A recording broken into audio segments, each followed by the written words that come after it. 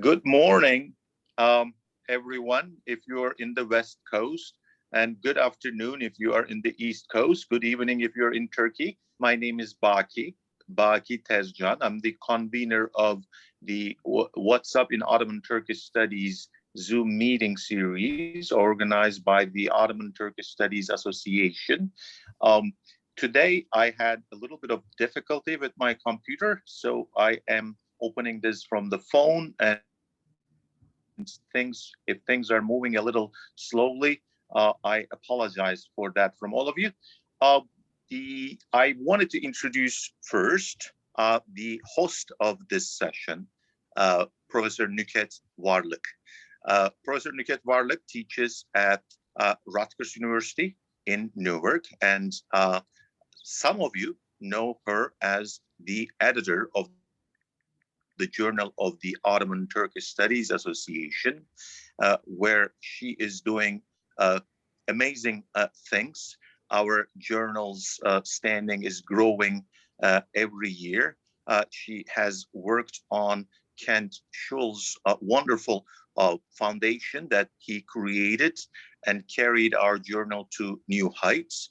But all of you know her from her publications.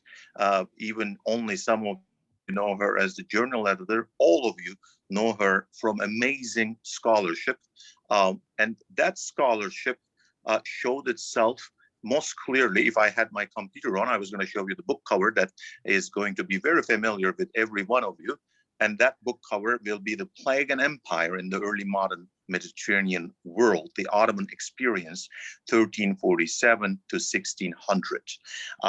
That book received Mace's 2016 Albert Hourani Book Award, OTSA's 2016 Mehmet Fuat Köprülü Book Prize. It also received the Society for the Medieval Mediterranean's 2017 Dionysius Aegius Prize, and the American Association for the History of Medicine's 2018 George Rosen Prize.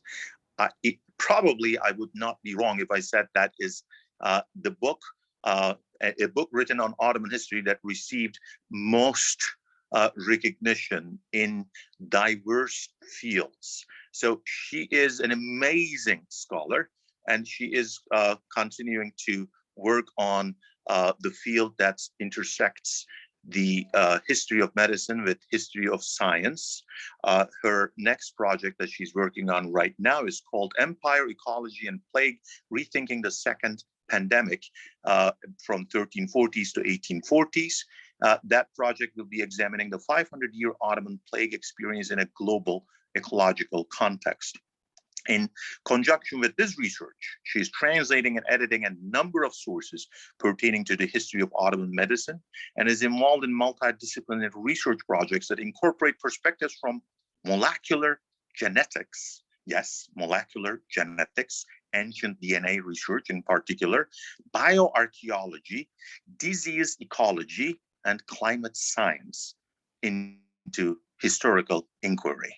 So she is at the very forefront of historical research on many disciplines at the same time. Recently, with our colleague from Stanford, Ali Yaycıoğlu, Nükhet launched Stanford Ottoman World Series, Critical Studies in Empire, Nature, and Knowledge.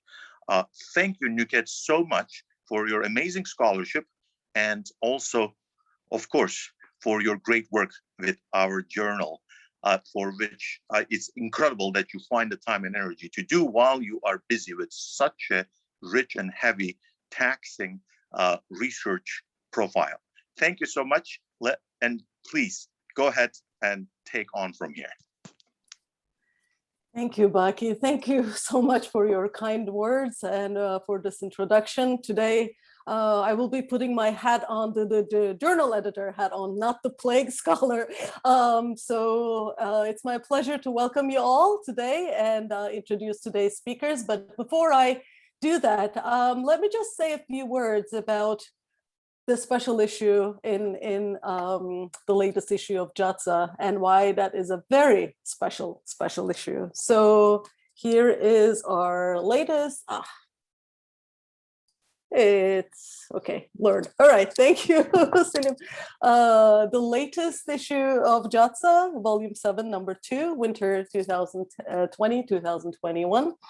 And in this special issue, in this latest issue, we have a special issue that is, of course, the subject for today's webinar, Entangled Literatures and Histories in the Pre-Modern Ottoman World, guest edited by İpek Hüner and Michael Pfeiffer.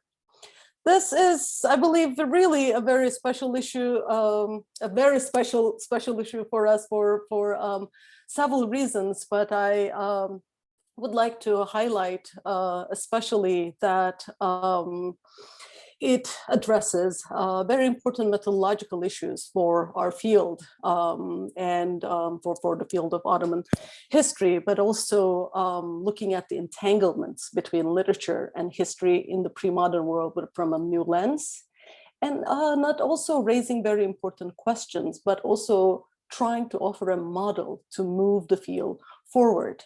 Discussions for the special issue started a while ago. In fact, İpek and I were talking about and planning this for 2 years ago, maybe 3 years ago. And then later on, she brought Michael Pfeiffer to the project, and it's been absolutely a pleasure to work with both of them and the other contributors to the special issue. And I have to say, İpek and Michael did a fantastic job in not only bringing these scholars together, but also creating a space for us to think together. And I'm delighted that JATSA has hosted this issue. Just a few things to highlight about why this special issue is important for our field, because they're looking at the intersections between history and literature, and as they call it, entanglements. And they are highlighting that entanglements are manifold, multifarious, and worthy of inspection, and that there is no single methodology or set of questions that might render this multimedial howness of the past legible, and how scholars might begin to recover, historicize, or even simply read this generative capacity of pre-modern Ottoman literature and or history today. And so these are very important observations and interventions to the scholarship, and the essays in the special issue raise questions and chart approaches that resonate beyond the individual case studies they cover, drawing on a wide array of genres and media that also reflect to some degree the cultural diversity of the Ottoman Empire. Another reason why this special issue is very special for us is because one of the contributors of the special issue, a dear colleague and teacher to many of us, Professor Walter Andrews, has passed away during the preparation of the special issue, which of course, deeply saddened all of us, the entire community. And he had sent us the first version of his essay that he co-authored with Ayşe Dalyan, that I'm going to introduce in a minute. And then during the revisions, in fact, he worked on the revisions meticulously while he was suffering serious health issues at the time, and he submitted his revisions, but did not, unfortunately, see the volume published. So, and our colleague Selim Kuru has a memorial that we included about Walter Andrews that we included in the special issue. If you haven't had a chance to see it, I would recommend everyone to that you can access JATSA on JSTOR and also on Project Muse if you don't have a print copy.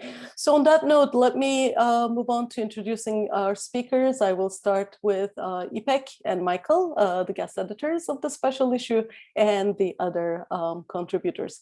İpek Hüner is an assistant professor in the Department of Turkish Language and Literature at Boğaziçi University. Her research interests include the history of Ottoman literature in the early modern era, gender and sexuality, as well as the history of reading. Michael Pfeiffer is a lecturer in Armenian language and literature at the University of Michigan. His research examines the intersections between Armenian and its adjacent literary cultures in Anatolia and the Caucasus during the medieval period. Zeynep Oktay Uslu is an assistant professor at the Department of Turkish Language and Literature at Boğaziçi University. She specializes in Sufi and Alevi Bektashi literature and doctrine in the pre-modern Ottoman world. Oscar Agüero Mantujano is assistant professor of history at the University of Pennsylvania. His research focuses on the intellectual and cultural history of the early modern Ottoman Empire. He is currently working on his first monograph, which examines the relationship between literary composition, Sufi doctrine, and political thought in the early modern Ottoman world. Dana Sajdi is associate professor of history at Boston College. She's the author of Barber of Damascus, known to many of us. In relation to this contribution, she's the author of two relevant articles, Decline and its Discontents, 2008, and Print and its Discontents, 2009. Erin Pignon is a PhD candidate in the Department of Art and Archaeology at Princeton University. She is interested in early Armenian history, informal schools of manuscript production, identity and memory in medieval and early modern illuminated manuscripts. Mariam Ala Amjadi is an independent scholar, published poet, and translator of poetry. Her research interests focus on travel writing in the Safavid period, gender and mobility, literary and cultural studies, poetry, and translation. Selim Kuru is associate professor of history, associate professor and chair in the Near Eastern Languages and Civilizations, and director of Turkish and Ottoman Studies at the University of Washington. Kuru is a philologist and literary historian. His work focuses on early modern imperial literary culture with a focus on poetics and poetry in the lives of the governing elite. Ayşe Dalyan is associate professor of Turkish language and literature at Cyprus International University. She works on Ottoman literature and digital humanities. So on that note, I think I will turn to the speakers, and I think Ipek and Michael will take over from here. Please go ahead, the floor is yours. Thank you. Thank you so much. And I also will start with some thanks first to Baki Tezcan for his kind invitation and Otsa's interest in this special issue, and for giving us the opportunity and the space to continue the discussion we wanted to initiate by preparing this volume. And I would also like to thank Nuket for her introduction and her invitation to prepare such a special issue. In an inspiring conversation with her, as he just mentioned, the idea of focusing on early modern period and the entanglement of history and literature emerged. We are also thankful to Bob for his meticulous editing of the issue, and of course, the great contributions of the authors and our close collaboration with Michael made this possible. So thank you all. And after all these well-deserved thanks, I want to talk a little about what we had in mind when we conceptualized this volume. I will not spend time in introducing the contributions, as the authors may do so in their allotted times. Instead, I will try to give a glimpse of what we had in mind. And Nuket has already mentioned this, but I think I can second that. One of the authors who has contributed to the volume, Walter Andrews, is no longer with us. So we have dedicated this issue to, in memory of Professor Andrews, whose work still inspires us today and will inspire us for the future. So this issue aims to make its readers to contemplate the relationship between literature and history during the pre-modern Ottoman Empire. Some of the questions we started with were as follows. How might literature be used in fresh ways to shed light on how Ottoman subjects lived, worked, or conceptualized their world? In what ways do historical sources utilize literary techniques? And what might this tell us about pre-modern practices of reading and composition? How did pre-modern subjects implicitly or explicitly understand the difference between the literary and the historical? And how might literary and historical sources be juxtaposed and fruitfully compared to make different readings possible?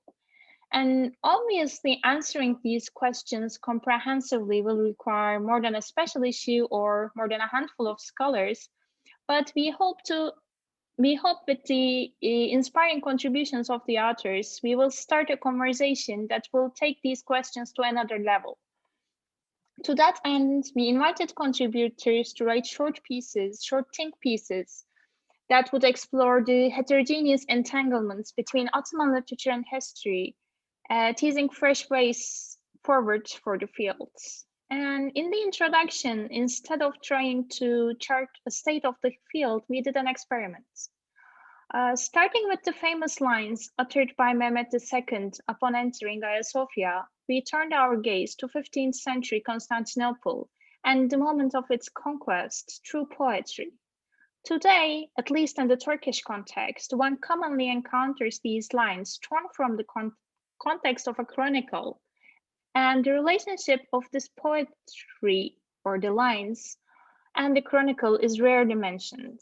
Mehmet's gaze, made present by poetry, invited us to look upon the written past, the fuzzy crossroads where Ottoman history and literature meet through pre-modern eyes.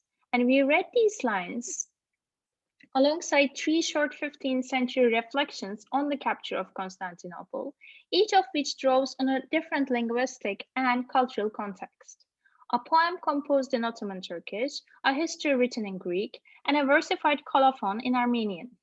Each of these sources draws on literary devices to comment on history, even though constructs the events of conquest differently and ultimately acts upon readers in unequal ways. For instance, in his poem, Karaman Naini suggests that his audiences wander the streets of the city of Constantinople for themselves, considering their place in Islamic history and subsequently in all of creation, through their paradisical spatial configuration. Kritoboulos, penning an account of the conquest in Greek, substitutes triumphalism for a tragic narrative mode, inviting us to mourn with Mehmet for the fallen city, ambivalently absolving him of culpability. And finally, in a colophon, the Armenian poet Arakel of Bitlis solicits our intervention within his conception of a tripartite salvation history, fixing our gaze toward an eschatological future. With this experiment, we wanted to show that each work teases various threads of entanglement across the literary and the historical realms that reappear in different ways through this special issue and through all the contributions. I will now leave the word to Michael to talk more about these entanglements.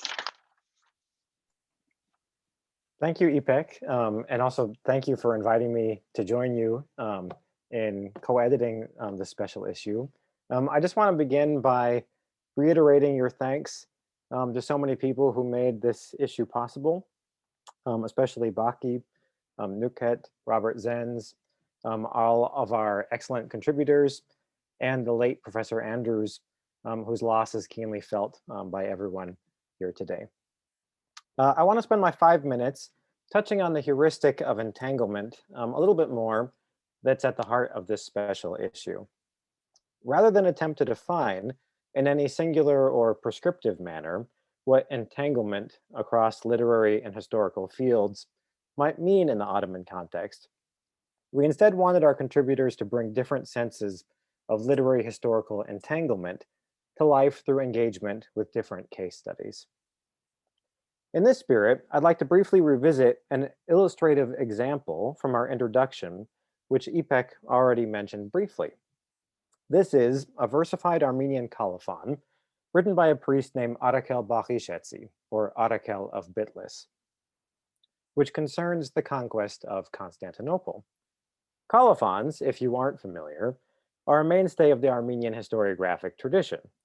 These supplemental texts present a snapshot of a manuscript's provenance, potentially including the name of the scribe's parents and family, the date when the manuscript was copied, and information about regional events.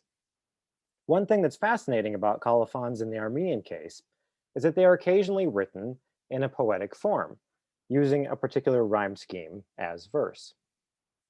Artakel's colophon is notable, as are all of the case studies in our special issue, because it shows that literary historiographic entanglement also did more than simply create a mashup of different historiographic or literary genres. In Artakel's case, the poetic colophon allows him to provoke different responses and suggest different actions to his readers. Far from offering a dispassionate rendering of the facts, then, Artakel instead instructs his audience to think about history and to act within history in multiple ways. So, for instance, after vividly describing the devastation of the city through a series of poetic allusions, Artakel prompts readers to envision a counter-invasion by the Franks, which he believes will be imminent. This invasion, he says, will restore not only Constantinople, but also Armenia, or what he envisions as Armenia, to Christian rule. In other words, while the colophon captures a particular historical event, it also trains its audience to think about the conquest within the grand arc of a kind of salvation history, in which the single event is only a temporary blip in his eyes. Moreover, this vision of history, mediated through the genre of poetry, is not static, but rather seeks to console and reassure its Armenian-speaking audiences, again, acting upon them, as Ipek said.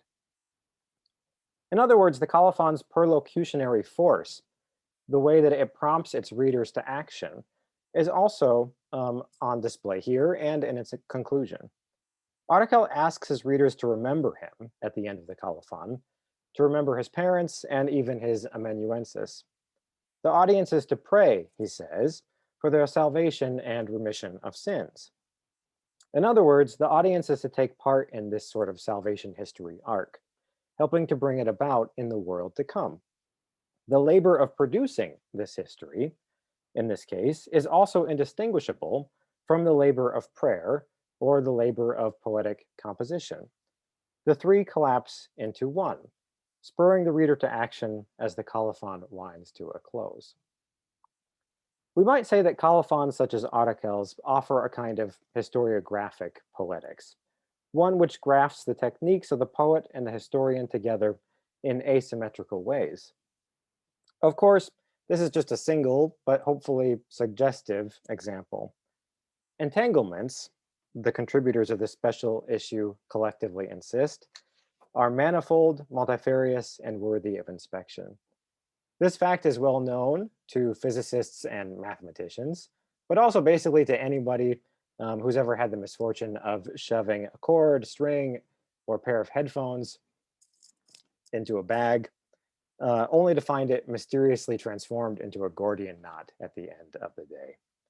The more potential points of contact that exist in an open system, as when an untied string is crumpled up and tossed aside, the more exponentially probable it becomes that snarls will form. Like the cord jostling about in a pocket or bag, we leave this heuristic of entanglement open-ended. It is our hope that it might suggest, in Ottoman studies and its cognate fields, many ways of reading knots. So with that open-ended spirit, I'd like to turn the floor over to Oscar, who will explore entanglement from a different perspective. Thank you, Michael. Hard to be the first one. It's the course of having an A last name.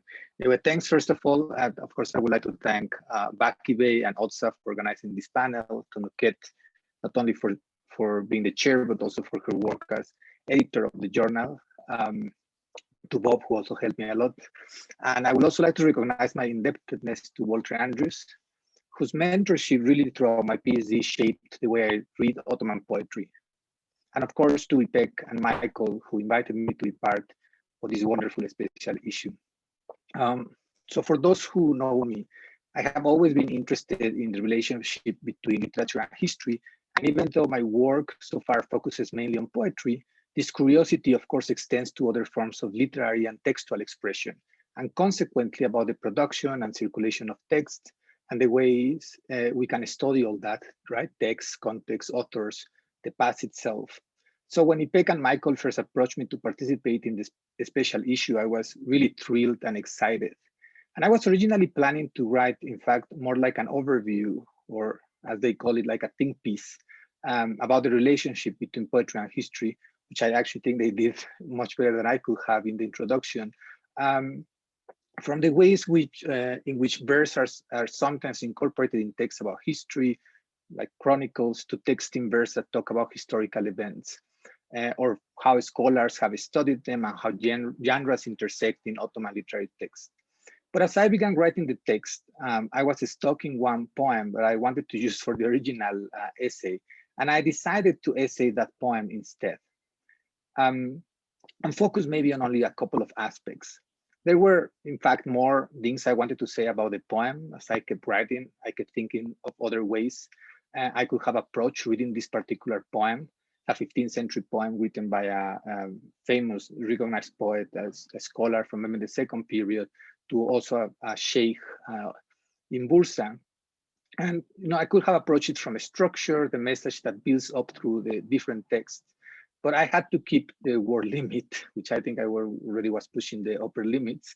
And so I decided to keep it as it was and focus on two main things, which I would mention briefly now. So the first thing that interested me was to make a case of how these poems, as well as our understanding of them, the authors, and the time in which they were written, gain a lot from thinking both about genre and occasion simultaneously.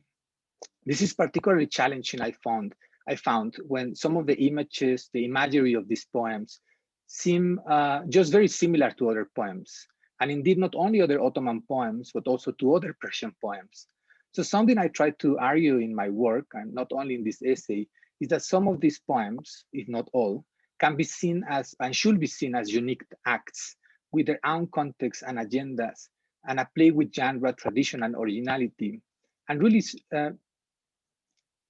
sometimes that means that by which some scholars dealt with their own political and social realities, by how they use these poems to deal with their world. That say, all this is also possible because there is precisely a long tradition of the scholarship, from analysis of imagery of a single poem to studies of a complete advanced vocabulary, that has been done particularly in Turkey, and that really allows us to understand these texts. And it's something I also wanted to really highlight throughout my essay. My interest, of course, in seeing these poems as unique occurrences has also to do with the possibility of beginning to understand the changes that occasion produced in the style of particular poets, whose poems were not always as successful or homogeneous as sometimes their biographies made us believe.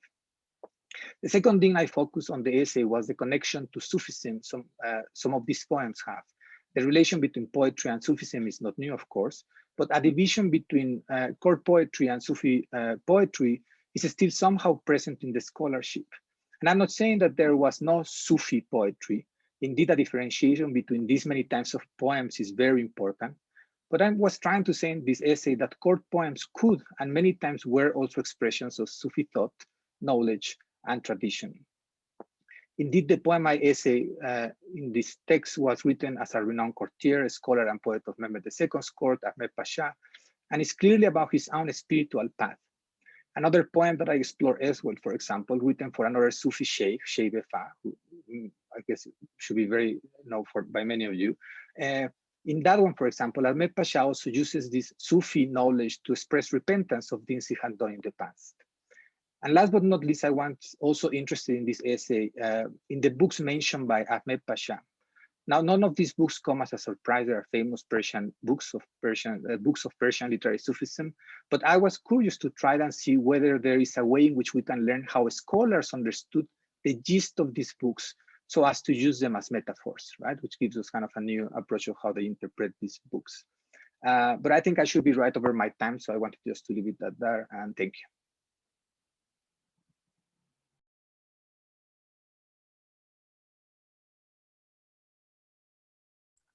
Thank you. I think next we have Mariam.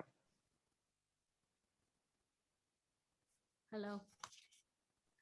Am I audible? Okay. First, I would like to thank everyone Baki and Nukhet, and everyone involved in making this meeting possible. And I would also like to thank all the editors and the staff at the Journal of the Ottoman and Turkish Studies Association, and special thanks to Ipek and Michael for their wonderful and insightful comments and suggestions. I would like to begin with a story.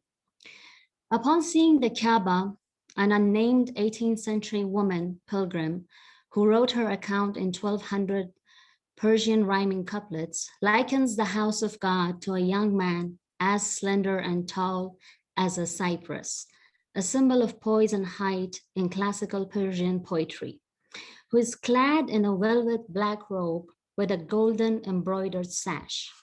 The young man has lifted the skirt of his robe up to his waist as though standing in a sprightly fashion.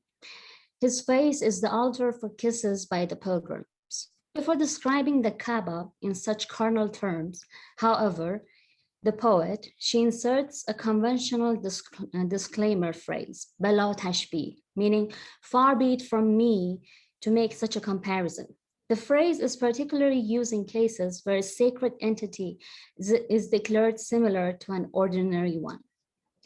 The author of this seemingly subversive images is generally referred to through her marital and geographical statuses as the Isfahani widow or the Isfahani or Duabadi widow.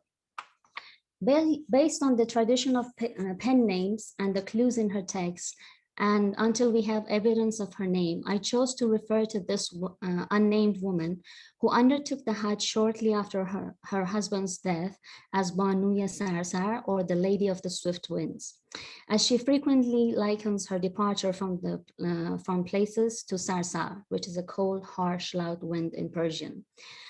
For quite some time, I was enchanted by her narrative, which seems to be the only travel account by a Safavid woman left in the archives to this day. And if you're interested, you may ask me later how my own speculative disenchantment with this text was integral to my research process and helped me to contemplate other angles and entanglements, so to speak. The numerical disparity between published European accounts of Safavid Iran and Persian Safavid travel accounts has led to the assumption that perhaps mobility and travel were not central concepts in the Safavid worldview. As I have shown in my contribution, the absence of Europe as a destination on the Iranian traveler's map cannot simply be equated to a lack of desire for travel. Furthermore, I have elaborated how travel and mobility are deeply embedded in everyday Perso-Shiite jurisprudential literature. To the best of my knowledge, there are currently 13 Persian published Safavid travel texts, 6 of them that are composed in verse, and none of which investigate Europe, and only one of them is authored by a woman, which I've mentioned. Travel texts in verse in particular seem to be absent from Safavid historiographical sources. I propose that these travel texts, whether in prose or verse, are replete with historical and sociocultural knowledge to the extent that they should be included in Safavid historiography. In the past 2 decades, the unearthing of previously unknown and overlooked Safavid travel texts is evolving the scene in Safavid studies.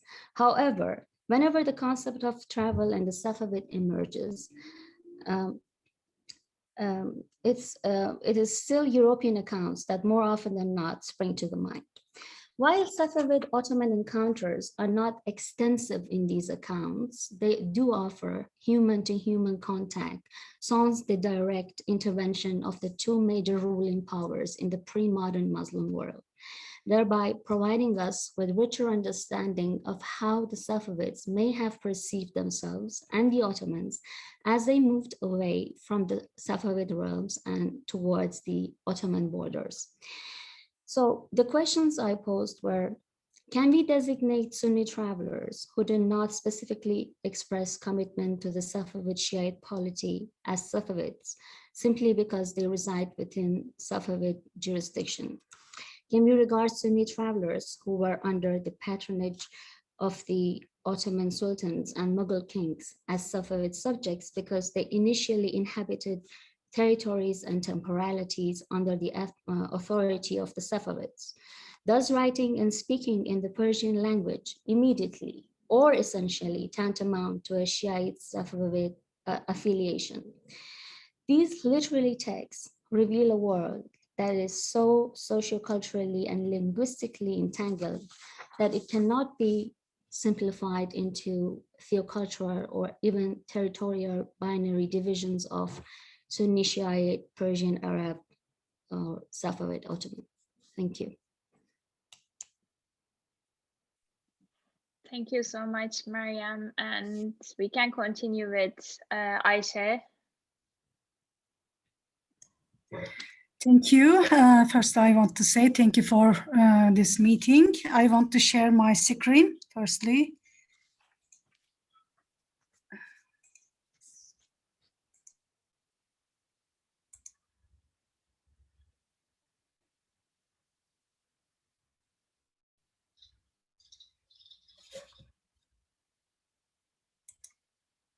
Can you see my screen? Yes, good.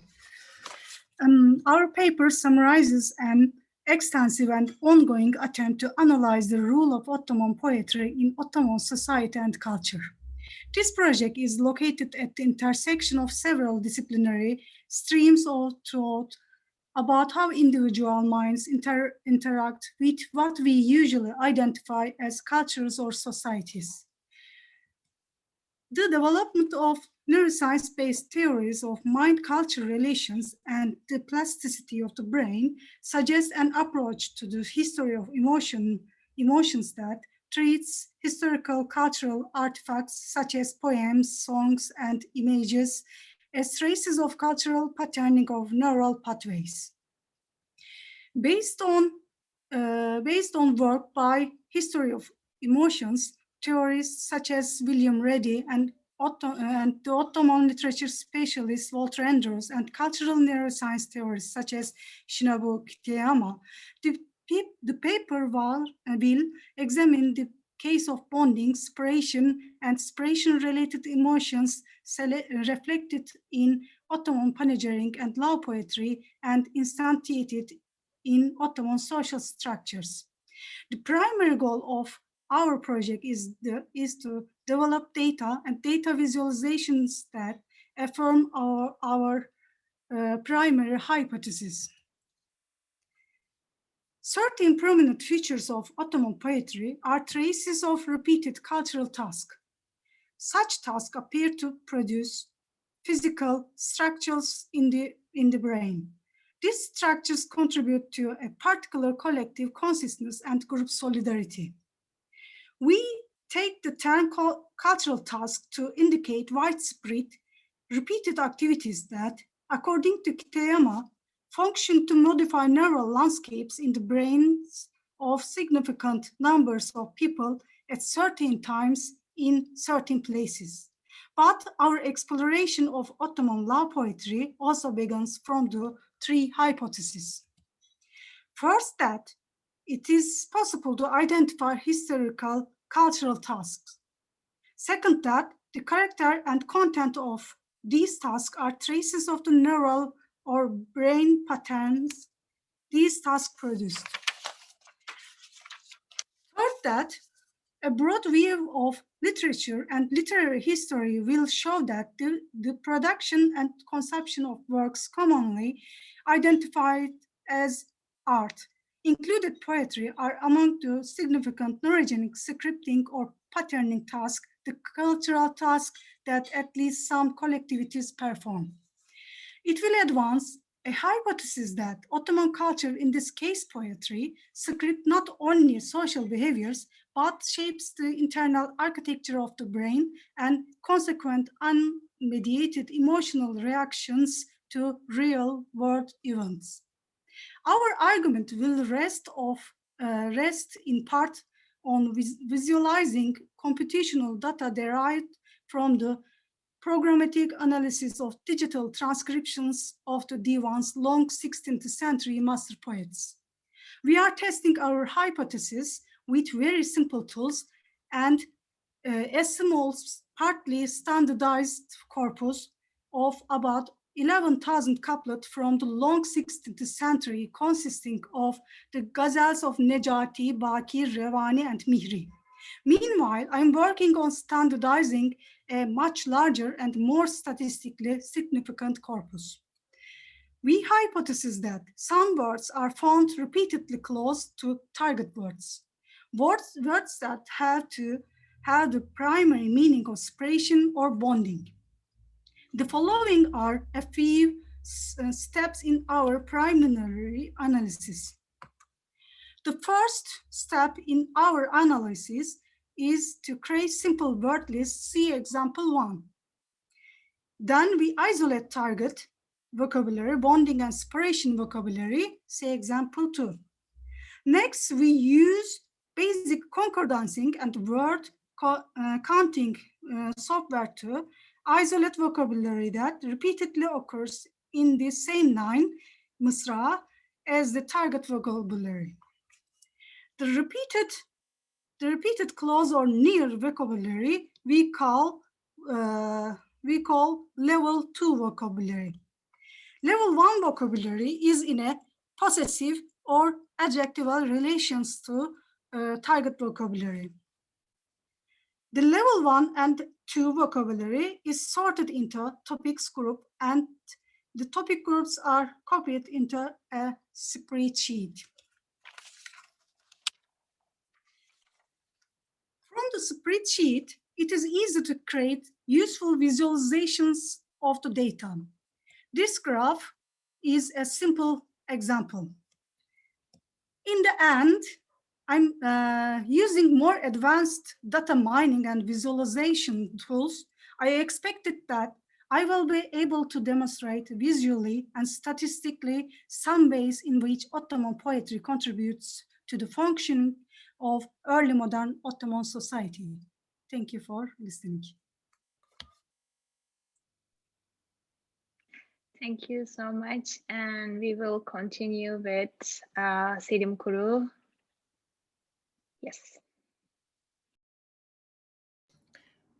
Well, I wasn't aware that my time has come. I'm thankful to all, and especially Michael and Ipek proved to be excellent editors. I tested their patience a lot with many acts.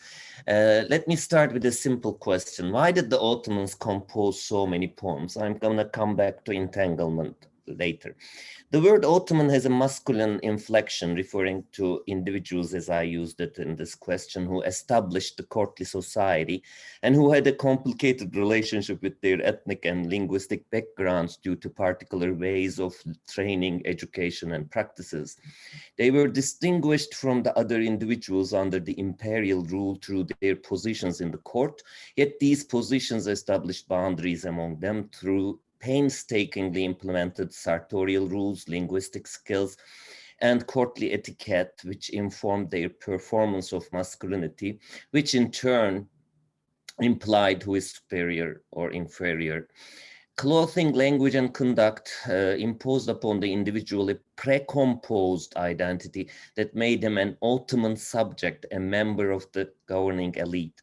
Composing in my question why Ottomans compose so many poems points to a particular aspect of producing poetry, an activity that mixes writing and orality, sharpening a crafted tongue. Composing poetry exhorted the Ottomans to adopt particular masculine roles. A ghazal made them an emasculated lover, a mesnevi, a romance, autobiographical romance, enabled them to tell their transformation on the path of love. A qasida stratified the cool position or subjecthood through exaltation of their patrons. And the fact that composing courtly poetry was a male hobby or endeavor was made clear by two major 16th century women poets, Mihri and Zeynep. Their verses included expressions that claimed maleness as an established category for poetry. So the Ottomans were male subjects of poetry. Composing poetry was a medium that was perceived as a promise for permanence, Poetry was the media that would immortalize rulers. Paradoxically, Aşık Çelebi, a 16th century scholar, judge, defined poetry as alchemy. When composing a poem, a sultan, a vizier, a merchant, any man in any position were transformed into a lover. Can we consider poetry as an equalizing space for the members of the courtly male elite? While literary studies painstakingly translate, comment on, and create a modern archive of Ottoman poetry without many questions or few questions about their purpose, function, or effect, historical studies walk around this elephant in the room. As it happens, we are in the same room as scholars of history and literature and looking at the same individuals sharing the same spaces in interaction with each other. Maybe a second question clarifies what I mean. What was the place of composing poetry in the lives of the Ottomans? This is not a question that only literary scholars are responsible to answer because it points to a historical fact. Poetry was an integral part of courtly life, this or that much. I will elude this question talking about two Ottomans in his long reign that was marked by many campaigns and restructuring of the governance and imperial rule. Süleyman the lawgiver, or Kanuni Sultan Süleyman, as a male member, a leader of Ottoman court, had time to compose 4,000 poems. He might have a lot of leisure time, yet he could have spent that time doing many other things. Another Ottoman, Aşık Çelebi, that I mentioned, worked as a scribe before receiving his first judge position when he was 30 years old and had 8 judge positions in various times in a period of 22 years until his death in 1572. In his 52 years of life, he composed many works, among which translations from Ibn Taymiyyah, Hatipzadeh, or the translation of Taşköprüzade's biographical dictionary of scholars and sheikhs. Yet he is remembered by his biographical dictionary of poets, and he left behind a sizable poetry collection of his own as well. Both men, a sultan and a judge, cared for poetry against the obligations of their positions and among their other interests, most probably. While Aşık Çelebi used it at times to change his judge position from one place to another, an instrumentality may be there behind the fact of composing poetry. Those were few instances, and there wasn't such a necessity for Süleyman to be so involved in poetry, like procuring a position. It seems that poetry and work was entangled in these individuals' lives in a peculiar manner that historical or literary studies are yet to take up as a question. The production of literature by courtly Ottomans, remember, male individuals assimilated to the rules of a courtly society, may be one note to tackle to untangle the impasse between literary and historical studies today. The restricted literacy, performativity of the literary, the effect poetry created through its consumption, all these issues addressed by other contributions to this volume will be helpful for me to consider contested masculinities among the Ottomans, men who had inhabited poetry as an equalizing ground for their courtly positions, maybe. Thank you. Thank you so much. Next up, we're moving along with Zeynep. Thank you, Michael. I would also like to start by thanking the hosts, chairs, and everyone involved for being a part of this rich and mind-opening dossier, as well as this wonderful panel. It is an honor to be part of the same special issue with the late Professor Andrews. In addition to its numerous multidisciplinary entanglements, several of which have already been mentioned, the dossiers as a whole, I believe, manifest the role of history and literature in the making of individual and collective selfhood as a political, discursive, performative, physical, material, and spatial phenomenon. In this regard, my contribution pertained to the construction and performance of the communal self through literature in a milieu of restricted literacy. It focuses on the literary corpus known as Alevi Bektashi literature and includes a case study of the 17th century poet Virani, who was an Abdal, Bektashi, and Hurufi. I propose to define Alevi Bektashi literature as a discursive tradition and identify 3 major discursive categories within this tradition as prescriptive, explorative, and charisma-loyal discourses. I question the relationship of these discourses to the predominantly oral context of the Alevi Bektashi media. The main premise of my argument can be summed up as follows. Different types of discourses, literary or otherwise, require different interpretive strategies.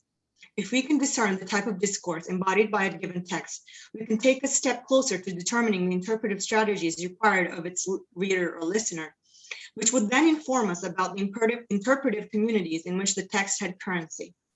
In the context of Alevi Bektashi literature, this would allow us to map out the various social contexts of the heterogeneous body of text at hand. The differences between genres can also be theorized from this perspective, as each genre would demand its own interpretive strategies and have its own interpretive community. Today, I would like to underline an aspect of my formulation that I didn't have the space to fully elaborate in my talk, the entanglement of different types of discourses within one text, in this case, one poem. My example today will be a Dish, Alevi liturgical poem, attributed to Pir Sultan Abdal, famous Alevi poet believed to have lived in the 17th century. The poem I chose has been collected orally in the 1940s and is still used in the liturgy of the Alevi Jem ceremony. It thus also gives us a chance to extend beyond the pre-modern world. In line with my article's stress on the possibility of expanding these discourse types, I've also added a fourth type of discourse to my analysis of this poem, which I've termed antinomian discourse, based on the work of Ahmed Kara Mustafa on these dervish groups. I define this discourse as any discourse that exhibits a deeply critical view of social structures and purposefully seeks to deviate from the social norm. I can perhaps elaborate on this further in the Q&A. So this is a work in progress, as this can show you. I'm going to share my screen. Sorry. So this is the Turkish version, but I'm going to just read the translation for you. So I've here you see four types of discourses shown in 4 different colors. Some of these lines can be part of more than one discourse, in which case I had to select the more immediate discourse type. So I'm just going to read my translation for you. Greetings from us to the souls of the hypocrite Sufis. Come, those who have washed the city of their bodies. Come, those who have built the building of divine power, of the 7 layers of the skies and earth. Being a hypocrite Sufi is an easy job. What the perfect men see is a boundless dream. It is a flying bird with no flesh and no blood. Come, those who know the name of that bird. If you ask my master, it is Ali. Those shoes are nailed with gold. Who was it that followed the path of 40 arshans in the well? Come, those who know the pillars of this path. Pir Sultan says, my essence is in the face of the beloved. Let us guard it in the presence of the truth in our gaze. The soul does not leave the body before the grave is dug. Come, those who have performed the prayer of that soul. Such a mapping of poetry and various literary genres, albeit somewhat mechanic, opens room for us to trace discursive differences between different authors, as well as the historical evolution of various discourses within specific contexts. For instance, the prevalence of charisma-loyal discourse in the poetry of early 15th century poet Sadık Abdal, a member of the Bektashi Lodge of Seyyid Ali Sultan in today's northeastern Greece, can be contrasted with the prevalence of explorative discourse in the works of Kaygusuz Abdal, his precursors by half a century, who belonged to the Lodge of Abdal Musa in today's Antalya. The central role of charisma-loyal discourse in later Bektashi poetry and the marginalization of Kaygusuz Abdal and Abdal Musa's strand of thought can be linked to Bayezid II's appointment of Balum Sultan, a dervish of Seyyid Ali Sultan's lodge, as the head of the official Bektashi order upon its foundation in the 16th century. This led to the subsequent centrality of this lodge in the formation of Bektashi thought and practice. My point is that through a mapping of the discursive field, the historical evolution of literature and religious doctrine can be linked to our factual knowledge produced through archival work, thus further deepening the innate entanglement of literature and history. The establishment of the interpretive communities linked to various Alevi Bektashi discourses can offer us a venue for exploring the frontiers of the Alevi Bektashi tradition in the Ottoman world.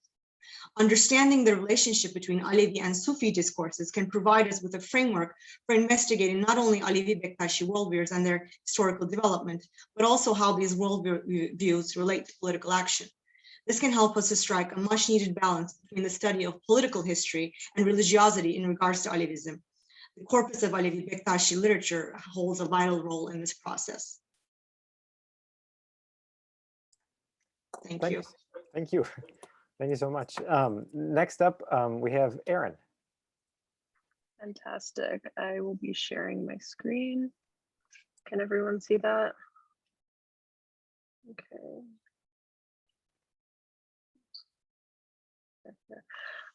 Well, thank you to everyone, particularly Nuket, Baki, Bob, Ipek, and Michael. And I have to tell you, Michael, I'm actually in Minnesota right now, just miles away from St. Cloud, where years ago, Michael trained me in classical Armenian, which of course was instrumental in completing this project. So I'm very nostalgic for that time. But when Michael and Ipek invited me, I guess I was thinking about this genre known as the Sharak notes, which I cover in my article. And I almost wanted to write an ode to this genre that kind of transformed almost like an accordion over time. It grew, it expanded, it contracted, and things were cut from it. I mean, there are thousands of these Sharakans that kind of straddle the line between poem, spiritual poem, song, these elements like that. So I actually began with this incredibly late example as a case study that, as you see, prominently features lock ignition muskets. And I simply wanted to ask why there were guns in these images when this is allegedly a 5th century scene of an Armenian battle that also includes the lines down here of a 12th century poem. And it's in this subgenre that is at this time, and from the 14th through 17th century, ever evolving to include these images of Armenian history. So I hope to have positioned this subgenre as an incredibly useful tool for understanding Armenian history, not just how it was seen in the 5th century, in the 12th century, or in the 15th century, but at the intersection of the Ottoman armaments industry, which is booming in the 17th century, as many of us know, and it's also kind of seeping into Armenian monastic culture and spiritual life for it to be included here. But another thing that I wanted to do, and I'll share this other image of another example without guns, is to show how, and this is not my hand, but to show how incredibly small these devotional texts were.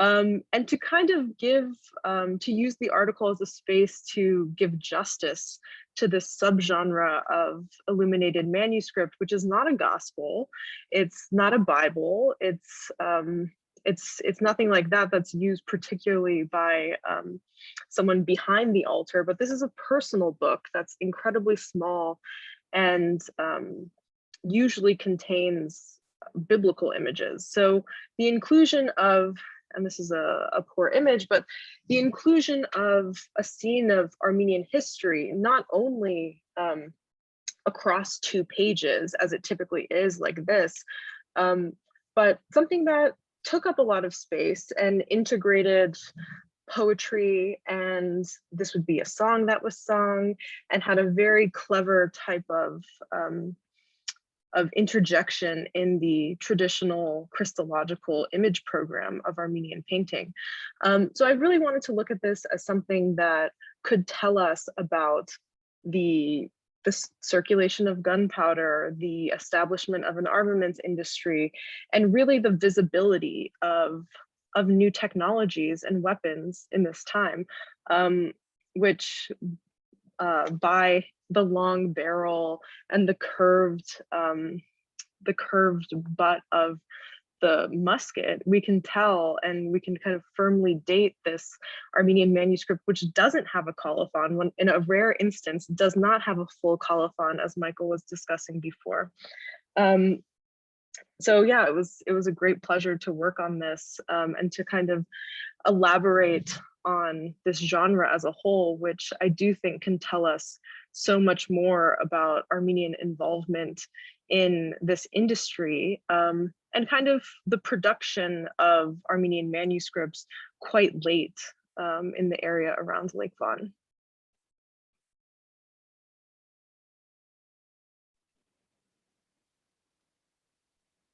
Thank you, Erin. And last but not least, we have Dana Sajdi. Good evening, everyone from Amman, Jordan. I finally reunited with my family after 2 years, and I'm very happy to be back. That's why the situation is a bit strange. The requirements of the bad internet and my family, I had to be in the middle of a bed in a bedroom. Anyway, so I again ditto on all the thanks, but also I want to give special thanks to actually Ipek and Michael, with whom the interaction was truly wonderful intellectually and as a conversation. And I ended up not stealing, but borrowing from their ideas to put in this piece. So my piece is called The Place of Early Modern Arabic Culture, and it's a think piece. As pretentious as that sounds, I was very happy to be invited to do that. And I told them in advance, I want to be a bee. I want to move from one place to another, and I don't want to stick to any argument. And so really, this piece starts with the idea that in the pre-modern period, history and literature, or tarikh and adab, were not separate fields. The entanglement, and they carried each other. So people didn't think of them separately. And so in order to think about them as, I don't want to say one, but as vehicles that carry each other, I decided to think about the literary historical text as a spatial social practice. And I tried to find in such musing certain historical possibilities. And so the piece starts with the environs of the text and moves from the exterior of the text to its interior. It starts with exploring how the spatial context defines aspect of the text and its audience, and how the text itself actually defines the space around it. Then I move to an aspect of the materiality of the text to explore not the relation between word and image, but the word as image, that is, as something seen and the consequences of that, and the word as sound, that is something that is heard. Then I consider the literary features such as rhyme and cryptograms as indicators not of the level of cultural refinement or aesthetics, but as pointers to the identity of the audiences and listeners. And then I think about the idea of the topos, which literally means place in Greek. Topos has been a part of I've been thinking so much about it, especially after the postmodernist critiques, and how we as historians tend to look at repetitive themes as non-consequential and as literary devices to do away with as historians. And so as a historian, I actually want to find a place for that place, for the topos. And so I want to find the fact that it's so much there, this theme keeps on repeating, means that it had a place in the thickness of social reality before. And so to think of a method of decoding these topoi that we see through the context, and Michael actually suggested that I look at dream interpretation books to look at it as a grammar of thinking about how topoi work. Finally, the piece entertains the function of Ottoman period Arabic poetry, which, unlike Ottoman Turkish poetry, is not looked upon with any respect or any love. And nobody, actually no Arab knows any of that poetry. So I say that it's not meant to be an art in the sense of being a creative endeavor by an individual seeking patronage, like in the Ottoman court, but as an expression of the daily and the mundane, even the vulgar, and of the competition between the civilian elite, the ulama, as they jockeyed for position all the way from Istanbul to Damascus or to wherever it is. So the kind of poetry is not about art, this is about social jockeying. Finally, I invite our colleagues to delight in the non-canonical and to consider the text as a spatial performance and to see the social in the poetry. Only by doing this would we be able not only to suture literature and history as they had been conceived before, because now we separated them, so we need to bring them back to how they were together before, but also to bring in the material, the corporeal, and the affective in the literary. Thank you. Thank you so much. And I believe, but I will ask Nuket first. We can leave the floor for questions, or Do you want to wrap up? We can start taking questions, and I think you can use the raise hand function, or if you want to type questions, put it on the chat. That would be both okay.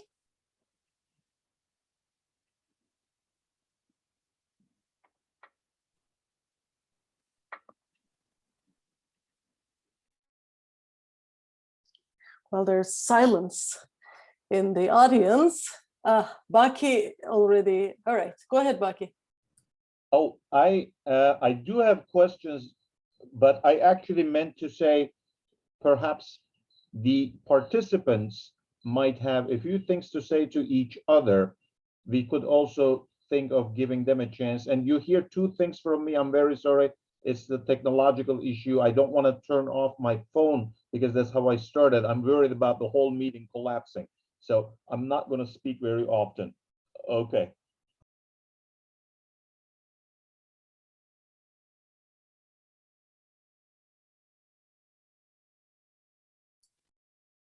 Okay, so we can ask the panelists to comment or ask questions to each other.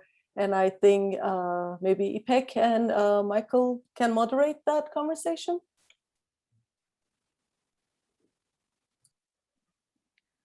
Sure, but I think Professor Aksan has a question. While the panelists think about questions, we can take her question. Hello, everybody. Oh dear. Do I have to show myself? I'm so COVID these days. Absolutely wonderful. Just plain wonderful, everybody. I'll add my 2 cents. And to Missing Walter Andrews, of course. I was struck by the last 2 comments. The one that was talking about what I understand to be the material of manuscripts. And if we can, in fact, tell when things have been painted over, what kinds of, do we have science now that allows us to talk about how a manuscript lives and how it gets changed and resold? And we know this, I mean, the Europeans have been doing this for a long time, and I guess we have too. It's not my expertise. That they passed through various hands. There was always shortages of paper, all that sort of thing that leads this to become such a wonderful historical record. I'm entirely in agreement with you, by the way, that they have a lot to tell us in terms of history. But I just wondered, do we have the scientific tools to try to help answer that question? And then I can always count on Dana for wonderful talks. That was really quite inspiring. I'm not sure I have a reaction to it, except to say that indeed. I mean, our history into the 19th century, you may remember, our history in this part of the world was from biblical sources. So I think that we have had a very short period of rejecting the necessity of having this all as a kind of, and we did it to ourselves in the university, didn't we? I love the fact we're all getting back to, kind of transdisciplinarity, whatever you're calling it, trans-automania, it's lovely. Anyway, maybe you want to comment on that. I'll just start with the materiality of manuscripts, and that's a great question. But the greatest tool that we have are actually the damages of time and our eyes. So when you're looking at a manuscript, something that's incredibly damaged is great to tell us how this object was assembled, how it was bound. And there are great people working on the restoration of Caucasian manuscripts, so mostly objects painted in Georgia and Armenia that recreate these bindings and kind of draw that craft from late antiquity to today. But in terms of what is painted, we have a lot of information on the pigments and minerals that were available in certain regions.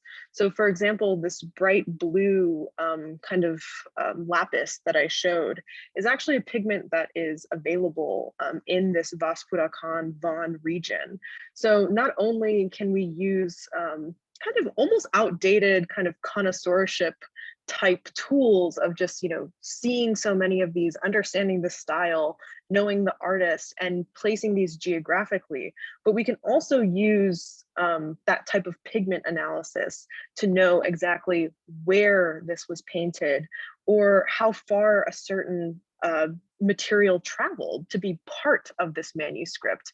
And so in terms of thinking about, the insertion of something not necessarily gross, but mechanical, technological, modern, like a weapon, you kind of see the tension between a very old technique of pigment preparation and this kind of and for me, I've had to meet my codicological study of understanding where this image falls in this book, and then where modern technology inserts itself. So, great question.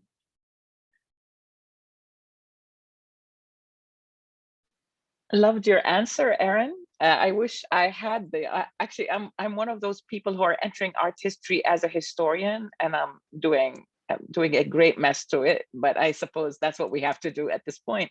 But going back and exactly to Virginia's great seeing you, to the idea of returning back. I remember, I think it was Immanuel Wallerstein, if I'm not wrong, who had a short book about the problem of the fragmentation of knowledge and into fields.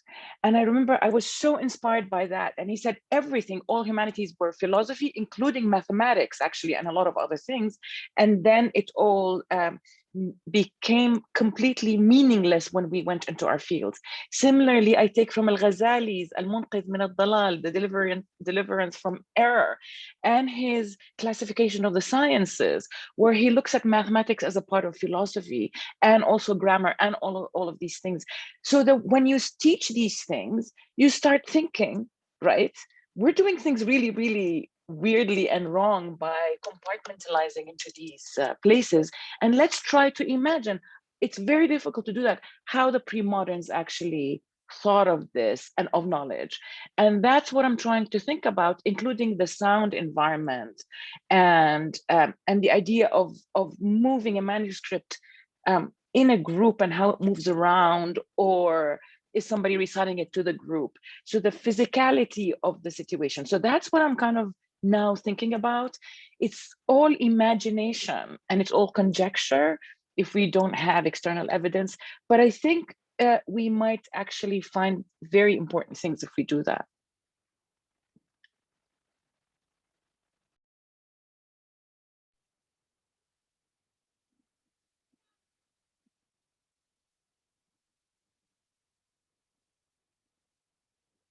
I think Bakita's John has another question. I have questions for almost everyone, but I don't want to take a lot of space. I'm most curious about one particular thing, Zeynep's presentation. Zeynep, you work on this poetic tradition that eventually becomes very Alevi associated today in modern times. But how do you think it circulated in, let's say, 16th and 17th centuries? Does the evidence of manuscripts suggest that the circulation of what we, from a modern perspective, call Alevi poetry, was it limited to just Kızılbaş or maybe a little larger Bektashi contexts? Or, as far as I understand, is there evidence also for its circulation among Halvetis and other Sufi orders that we do not necessarily regard as antinomian? Is there anything you could tell on this? I'm just wondering in terms of especially entanglements. And also vice versa, do you find in poetry that we call Alevi poetry today sort of references to or inferences from things that we would now call non-Alevi but Sunni? Thank you for that question, Professor Tezcan. Just to start out, that all of what I'm going to say is quite preliminary, because there are very, very few scholars who've barely started working on this idea of circulation and the readership and audience, oral audience.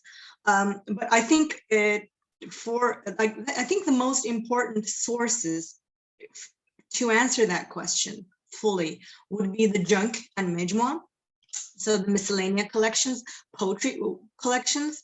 And so this happens in my folk literature class when I show them a screen and I show them the content, like a Yazmalar website content and just a list of content. And you have Muhibbi with Karacaoğlan, with Pir Sultan Abdal, with some like, other types of miscellanea, prayers, etc., excerpts from prose texts in one manuscript. And this is actually the majority of the manuscript. So just by looking at this vast corpus of miscellaneous collections, we can actually say that our boundaries between, first of all, elite and popular culture, or elite and folk culture, or written and oral, our boundaries between Sunni and non-Sunni, they all sort of come clashing down. But at the same time, these manuscripts, when you look at them, they can, a lot of the time, they can tell you something about the identity of the collectors, whoever they are. And a lot of the time, we don't have colophons in these. So, and it's very hard to date them, which is why nobody wants to touch them. But you look at a manuscript and you say, like, this is from a Bektashi lodge that had a very like wujudi standing, or someone who had a very wujudi outlook, who collected stuff that belonged, like from Konevi, or from the Anatolian and prior, from the Ottoman and prior wujudi traditions, or you look at another manuscript and you say, well, this looks very Alevi, because or Alevi Bektashi, because all you have is Alevi Bektashi poets. So I think I mean, that doesn't directly say something about the circulation, maybe, but what we do need to do is go back to those manuscripts that belong to the individual lodges, and ask the question that that is quite popular in the field right now: what were they reading, and how then did what they were reading translate into what the Alevi communities were listening to? So all of, for example, all of Ayfer Kayakay's work about the relationship between the Alevis and Bektashis, that is directly consequential for our understanding of, well, who was reading these Alevi oral poets? How did they make it as non-literate people from villages or nomads? How did they make it into manuscripts that held the poetry of sultans? So that is a whole, I think, area of thought. I don't know if that was a direct answer to the question, but there's a lot to unpack there. Thank you. Thank you so much. All right, so we have a question here from Daniel Ohanian. Hi, thank you. Hi, everyone. Thanks for your presentations. I've been wondering about something that Zainab's response just now made me think is perhaps not too off topic to ask, though admittedly it is a bit tangential. My question is to anyone who would like to take it. Within the context of the movement and circulation of knowledge stored in written materials and manuscripts that go from one kind of person to another and so on, I'm wondering about access to that material. My question through that pipeline is, can anyone recommend and maybe share with us scholarship on the cataloging of manuscripts? So Zainab mentioned miscellanies, which are very interesting to me. If in a given place one had 50 manuscripts, some of which are miscellanies, how does an individual go in and find what they're looking for? I can start actually from a very marginal point of view. So in general, I work with prose stories, what I call prose fiction in Ottoman case. So for instance, for that material, I can say that those would be at the very end. And they will have an order in themselves too. So for instance, the stories about women would be at the very end of the stories. So if you have more religious, more proper material, that would be in front. So simply an example, but every genre, I think every bound book has its own logic. And after dealing with it, after seeing a little more of the same source, you kind of get a gist of where you can find exactly the material. And at least for my material, I look not for entries, but silences in the entries.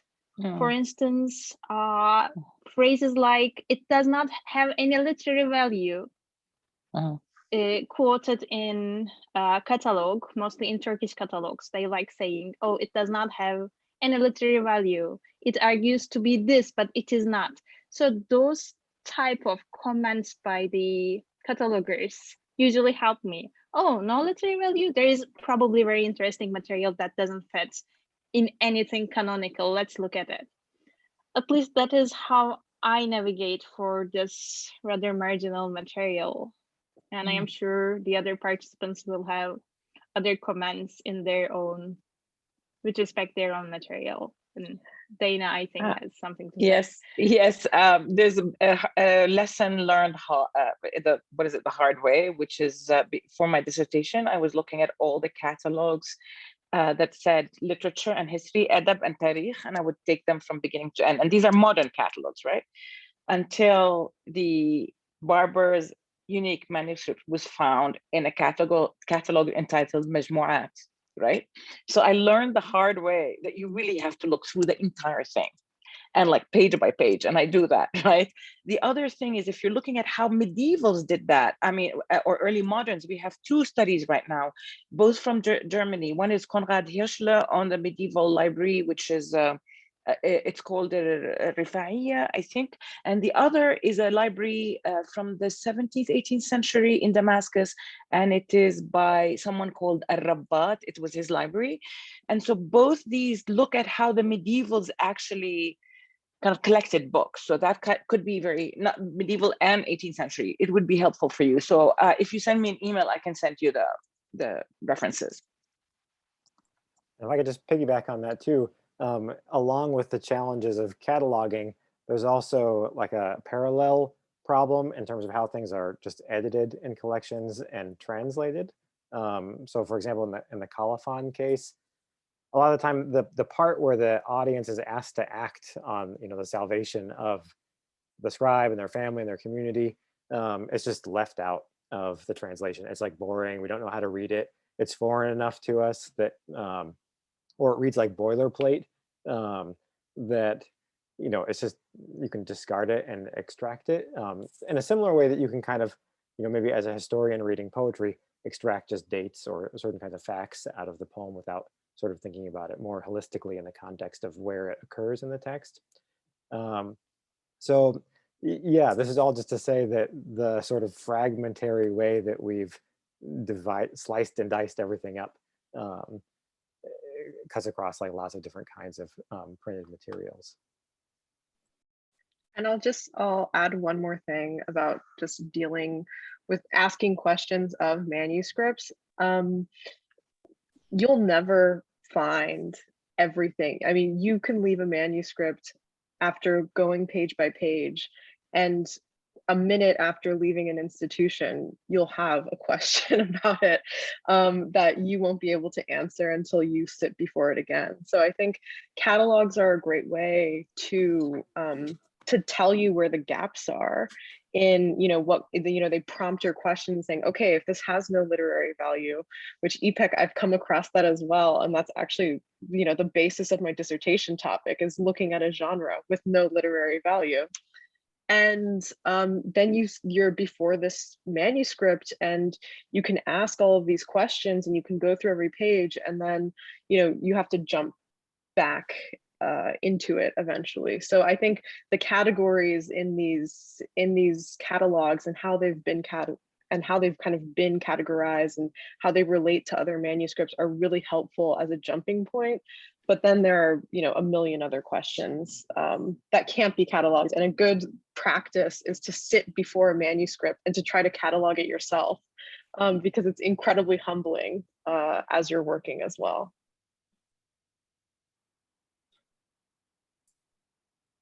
Okay, wonderful. Victor, you're next.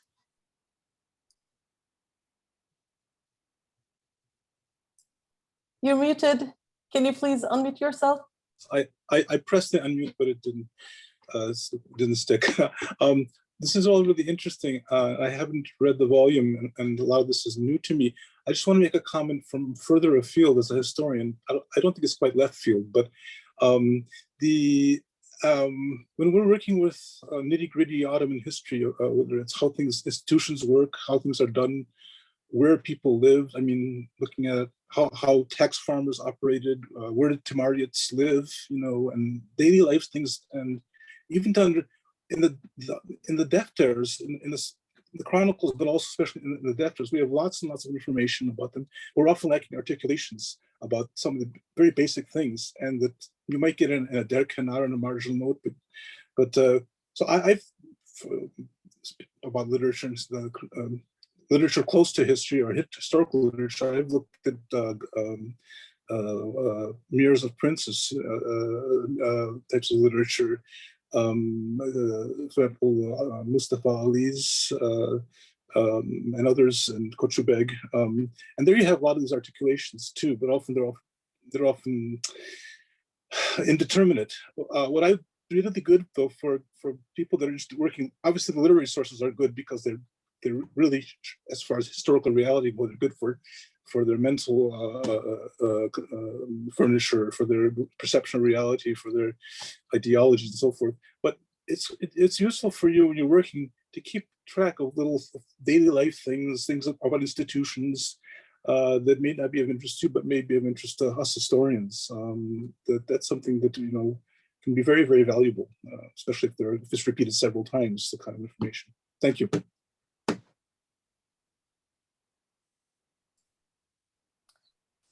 Thank you. I mean, several times in several different sources. Would anyone like to elaborate on or comment or respond? I might also add my former student, Lala Javanshir, who Salim knows because he was on the defense committee, last year defended a thesis on Tulu is Pashanam, a 17th century Mesnevi of 2,000, almost 2,200 couplets, which is full of a very literary, a fantastic literary work, but also full of lots of concrete information on what was going on in Rumeli and in the Black Sea, problems with Cossacks, quite striking stuff. So that's something, again, because animals that are really kind of way out there, wacky, can also be very interesting historical sources. So. Thank you, Victor. Would any of the panelists share any thoughts? Or Victor's comments? I see Virginia Axon's hand up again, but I'm not sure if it's a new question or comment or. The comment. Okay, please. It's just a follow-up to what everybody's saying. I think that what the internet has managed to do is separate us from our sources in lots of ways. And this panel has already confessed that how the Mejmua collections were so absolutely central, as it was for me when I did Ahmet Resmi Effendi, in case anybody remembers. But it did take going through page by page, page after page of the Mejmua because of bad cataloging. I mean, that's just the way it is.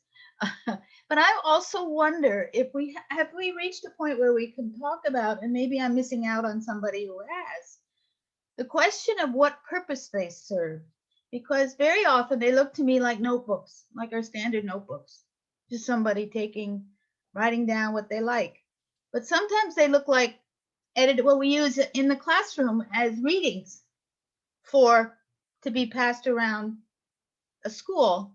And determining how that changes over time, I think might be interesting. I mean, what Dana just recommended to us is quite early. And what I've looked at is 18th century. Is there a change in the way those are being used in that time period in the Islamic world? This is things that come to mind from all your lovely comments. Thank you.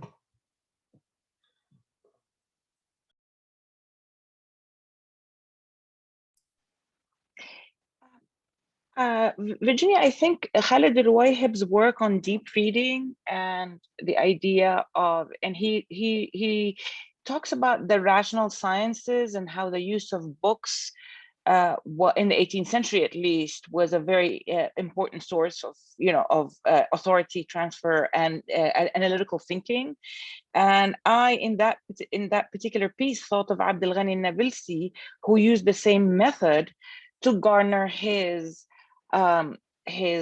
Sufi credentials and his sainthood through books, not through sheikhs, right? So this is pretty revolutionary, I think. And if we look at him, I mean, he's our only example thus far, but I think if we look beyond, I think there's something really critical happening there. Right. I think Dan has a follow-up question. Am I wrong? Daniel? No, I don't. I'm sorry. Okay, because I see your hand still up. I think Ipek has a question now. Yes, I had a more general question to all the panelists that we had in mind actually when working on these articles and their last edits. We were curious about what if we were given you more space, or after finishing your pieces, would you like to have to add another thing that the space was not enough for you? Or after finishing this, did any of you think, oh, actually this brought me to this new space and I will continue from this? Because we knew in advance that this will not be the final word, only the beginning of, or scratching the surface of a question. So we were curious to hear more about it, and Dana seems to be excited. I want to say so something really very. So just today I read in an email that Oxford University Press has stopped printing. It stopped its printing arm just today. So, and as one podcaster who I've been talking to, who does these two podcasts called The Ministry of Ideas and Writ Large from Harvard, he told me, I'm very interested in podcasts and in sound. And he told me that, we've been under a print regime for 400 years. Now we're returning to sound. So I'm hoping, after I thought about this piece, I'm hoping to collaborate with Mr. Nashif, Dr. Nashif, Selim Kourou, to do some kind of collaborative work on sound and genre, and think of podcasting and podcasts as perhaps the next step. And that's what I'm going to be teaching next year, mostly through the podcast medium. And the Ottoman History podcast just hit its 10th anniversary. So we're going to celebrate them, hopefully. And it's just to understand there's a new market of knowledge transmission now, and that we have to be on top of it, not behind it. Thank you. That sounds very exciting.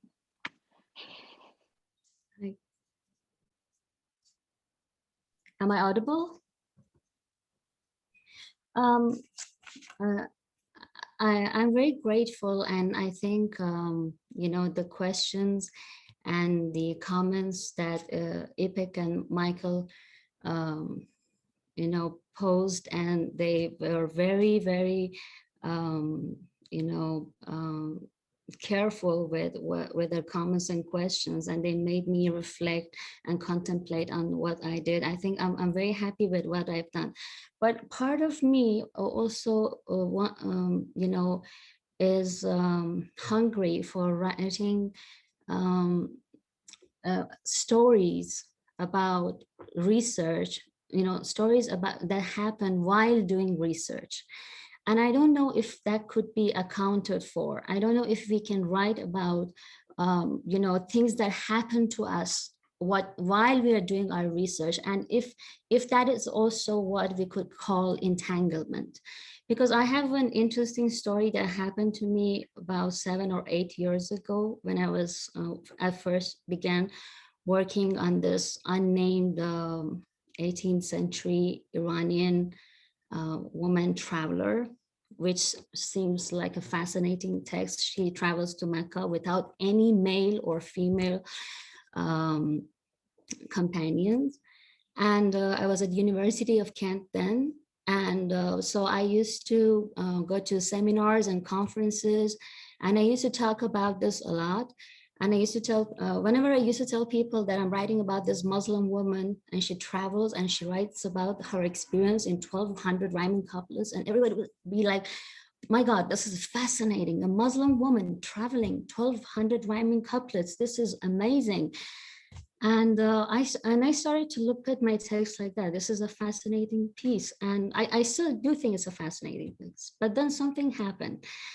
I was once on a flight, that's 7 or 8 years ago. And good conversations don't always happen in literature.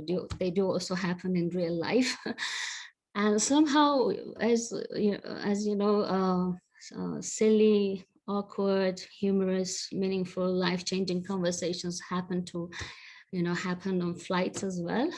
And I was sitting next to this Iranian woman, a fellow countrywoman, and she saw that I'm working on this text. And so she was like, what do you do? And I started explaining to her that I'm working on this text. And I was just, ready to impress her, to meet her eyes, and for her to tell me, oh my God, this is impressive. And I didn't get that response. She looked at me and she was like, well, my great grandmother, she went on foot 3 times to Karbala and she didn't write about it, but her stories circulate, it's our oral tradition, and it just circulates among us, but she just didn't get to write about it. And it was like, for me, it was like, oh my God, I've been looking at this text through the lens of, for lack of a better word, Western feminism, looking at it from, the woman question with all its universalities. And and the same stories had been circulating for generations in my own family with my own great grandmother, who traveled on foot to Karbala, not 3 times, but 2 times. And then I thought that these, practices of women traveling on foot, but not getting to write about it, had to be, taken into account. And I started reading my text, in a different light. And for me, that was, that was integral to my research process. I still think that my text, the text that I worked on, is a fascinating piece, but looking at it from a perspective of, what I'm trying to say is that it was important for me as an Iranian researcher who reads in Persian, who is immersed in Iranian culture, to have that critical distance, and to look at her culture and to see and trace those historical continuities, whether in praxis or in theory. And I thought that, there should be spaces for scholars, for researchers, to also write about their stories of doing their while doing their researches, for the happenings, for their breakthroughs, for what happens that they get to do what they get to do, and how they get to travel to where they are, how they reach their points, through what discursive practices, and so on and so on. That's just what I wanted to say.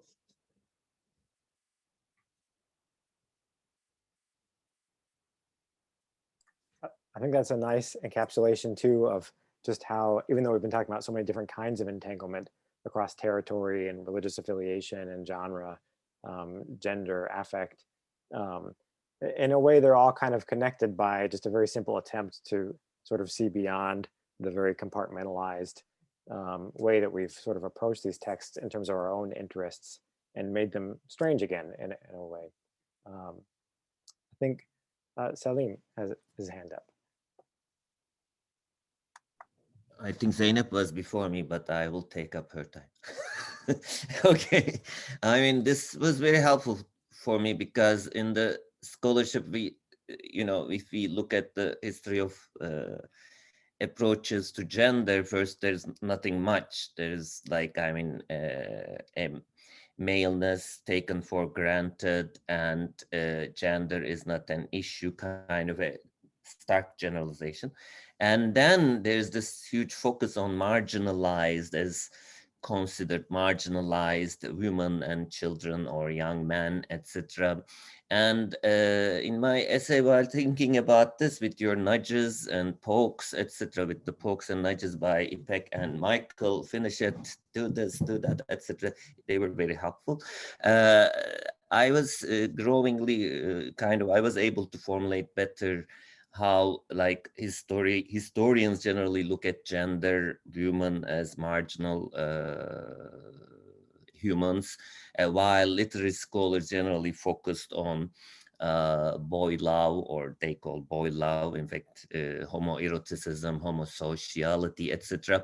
And talking about margins always imply a main text. And I think I am now trying with other short pieces as well, trying to understand what is this main text of what marginalizes, supposedly, like what is called masculinity, but I would like to think about this maleness. Masculinity is a grammatical term a bit, but this sense of performing male posturing, etc., which is proscribed and etc. And most probably individuals found themselves captured by certain positions, by merely be just like it is happening today.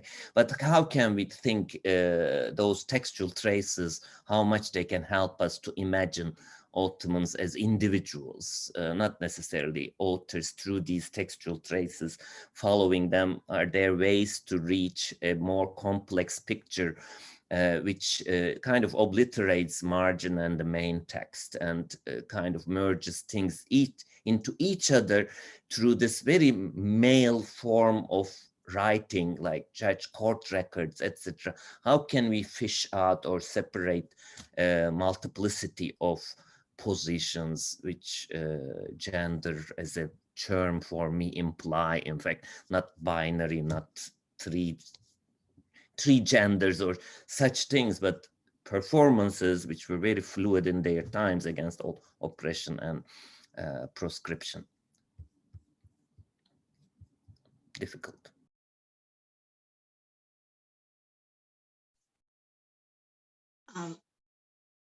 Thank you, Salim, for I was and I was actually really all of the talks and all of the contributions really resonated with me, and I see so much parallel between all of what we're saying. I wanted to actually make a comment about what Mariam was saying. First, I was talking about, in response to Professor Tezcan's question, about the Mejmua and Junk, and how, you know, they reflect this multiple religious field with very rich field of varying identities and social positions. What they do lack is, though, women poets and Alevi Bektashi poets. Now, this is quite important because, for instance, we don't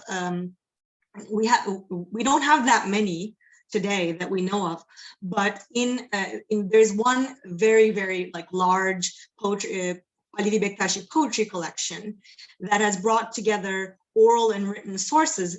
And in there, there's quite a bit of Alevi women poets. And one of them is, for instance, Güzide Ana, who's said to have lived in the 18th century. And she has such a unique voice, and she has such an incredible response to the culture of patriarchy, etc. All of this makes me think about the idea of the act of writing as a political act. And so those whose not only histories get to be written, but also whose poetries get to be written. And so we sort of are in an impasse, because we want to talk about these subjects who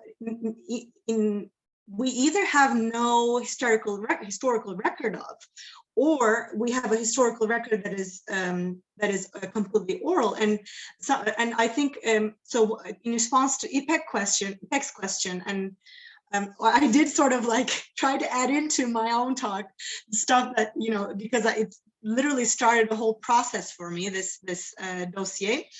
But in response to her question, I think that, you know, what I want to do is to find a methodology in which I can use oral sources and ethnography as part of a dialogue with the Majmua and Junk. And because what we've done as historians and literary historians is also, in one sense, and because we don't have that methodology most of the time, is to just, you know, look the other way and say, well, this is fiction because it hasn't been written down. How can we say this is Güzide Ana? Because it's someone in the 20th century is talking to me about it. So I think that in my context, especially because of the largely oral context of that I'm working with, I really need to create a method. And I think that this is one of the things that brings all of the contributions and the introduction together, that we are actually trying to create new methodologies that answer new questions. And we have to do that collectively, which I think this dossier is really accomplishing in that respect.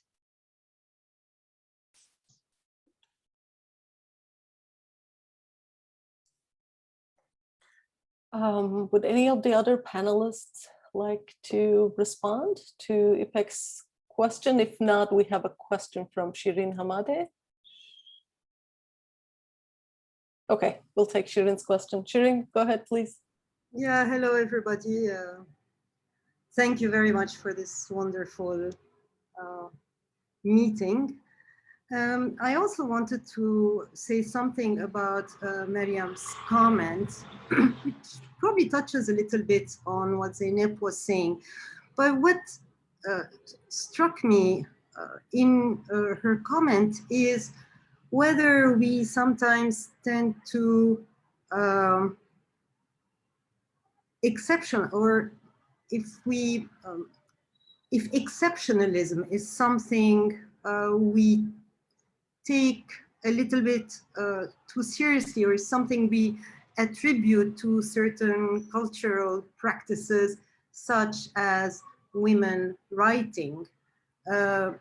Admittedly, it has, I mean, I'm not arguing that we should not, but we're doing this in a predominantly oral culture. And in the comment in the story that Mariam told us, there is the practice of writing, and there is also the practice or the whole experience of traveling of this woman, or of many others who did not leave anything in writing behind. I don't think I'm asking a question, obviously, because there is, no answer to be given to something that says, what do we do with written sources that don't exist, and how do we go about, finding traces of this predominantly oral history. I just wanted to point to this possibility that we sometimes might make too much of the act of writing itself, or rather there are certain things that sometimes disappear behind that act of writing. it becomes the dominant practice, the one practice we really want to talk about.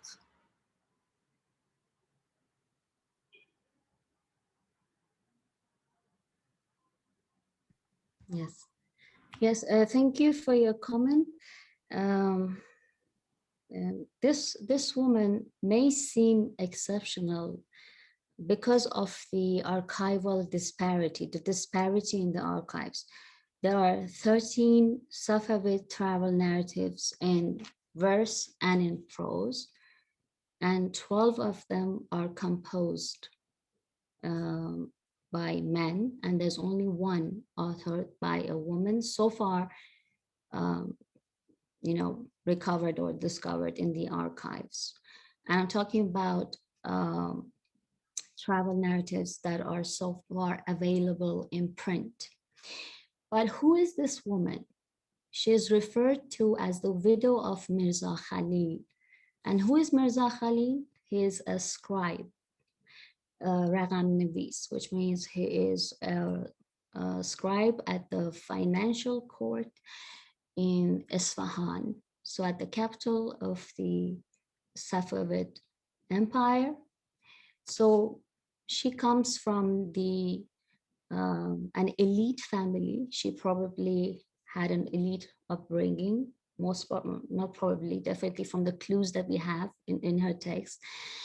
In her poetry, we find many clues that she's well read. She knows Nazami, she knows Khagani, she definitely knows prosody, she knows her music.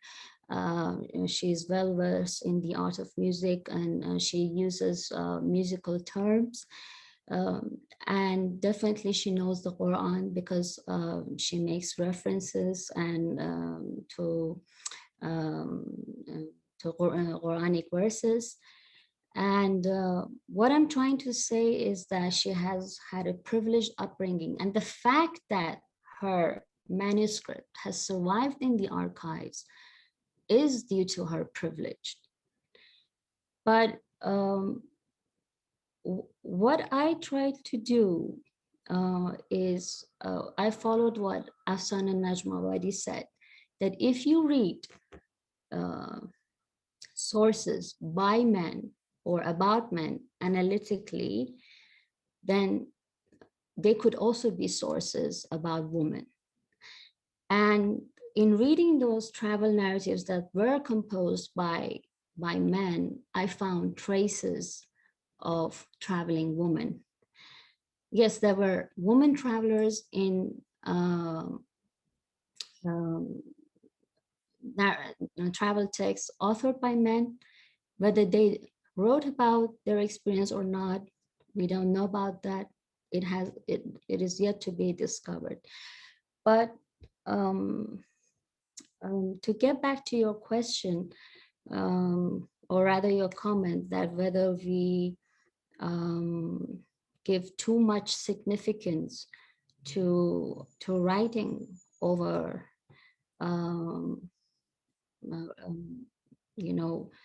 to writing, I think that is a cultural question. We have to get back to the question of orality. I mean, were these poems written to be read out? Where, for example, when I look at her text, I ask myself, who did she write for? Sometimes her narrative to me looks like a travel guidebook. So it seems to me that although the printing press didn't emerge significantly in Iran until 19th century, there was a quarterly sort of circulation possible of her text. So she does give, there are inklings and clues in her text where you see that she is addressing a possible reader. Don't take this route, Tim, or don't go from this path. You will lose your money, you will lose your possession, you will lose your material possession. So, I'm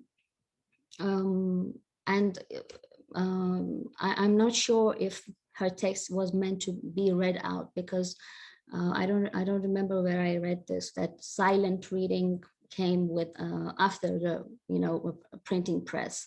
So probably her text was read aloud in small gatherings, using my imagination, because I had to use my imagination when I was reading her text.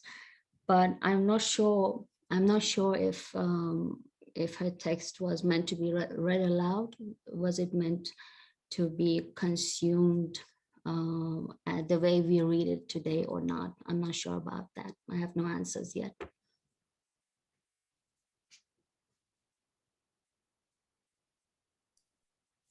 Thank you, Mariam. I don't see any other questions, unless there's like a pressing last minute burning question or comment. I think we can wrap up the session. It's been 2 hours, and it's wonderful to see not only the intellectual output of it as it is published, but also how it inspired this ongoing discussion here today. And hopefully that will not be the end of it. And we will hear many, many more conversations that it inspires. And I think it also really sets a good model and sets the standards really high, in the sense that how do we think of what we have in new ways? Where do we go from here? And how do we transform ourselves as historians in thinking about our material and our historical actors? So on that note, let me thank all the panelists today and all the participants. I'm going to turn the floor over to Baki, as he is going to have some closing remarks. Thank you all.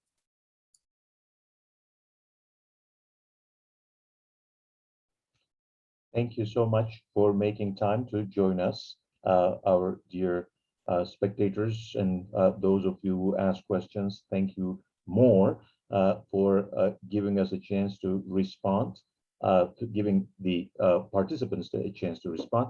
Of course, much more thanks go to the participants who prepared presentations based on their pieces, the discussion, the co-editors of the special dossier, and of course, Nuket. Thank you all so much. At the very beginning of this event, my computer was acting up, and I had started it with my phone. If I didn't, I was going to have these few slides. I told you I was going to show the book image of Nuket's book, which everybody knows very well, but still, I wanted to just show it for the record. And her edited volume 2 here on the right, you see that. I also would like to remind everyone again that she is launching with Ali Agioli at Stanford a new book series that those of you who are finishing books might consider. And a word on our next WhatsApp meeting in July. It's going to be 21st. In the summer and early fall, we will feature European Research Council funded projects that include many people together working on themes. And we will start with Marinos Sariannis's project on ghost. These projects all have interesting sort of abbreviations that actually connect with the idea. Geographies and histories of the Ottoman supernatural tradition, exploring magic, the marvelous, and the strange in Ottoman mentalities.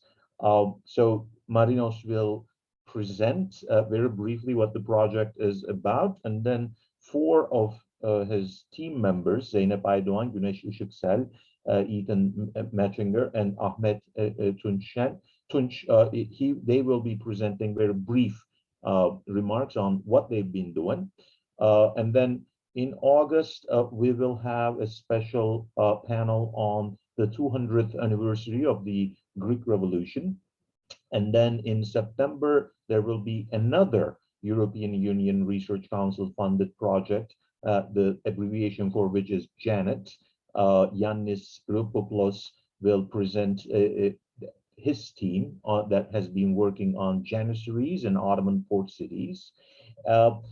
Beyond these, we also are starting a very experimental new series we'll see how whether or not it will attract an audience and will attract some ideas to continue it.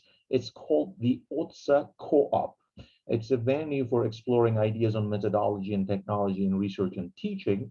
And we will start it with this new search engine that has been developed by a deep reading, deep thinking artificial intelligence software company, Miletos.